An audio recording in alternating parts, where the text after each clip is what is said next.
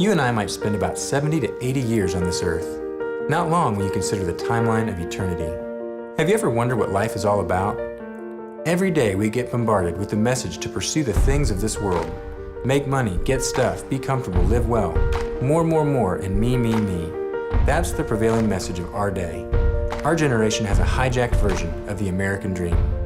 But as Christians, we know deep down this distorted view of life isn't real life. We read what the Bible teaches and we see how Jesus lived.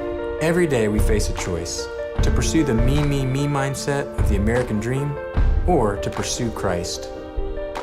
What if this generation was willing to trade in the pursuit of the American dream for a world that desperately needs Christ? To be traders. A trader is a new kind of missionary, not defined by geography.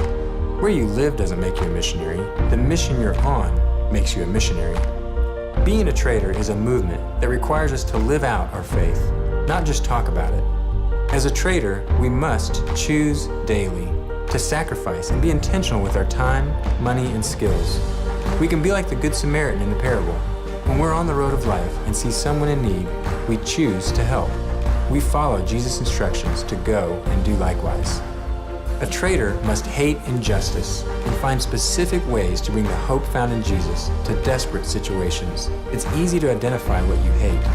What makes your heart break and your fists clench? A trader sees work as worship. Everything you do in life, including your job, can be an opportunity to worship the God who created you. Because God is glorified when we use our God-given passions and skills with excellence.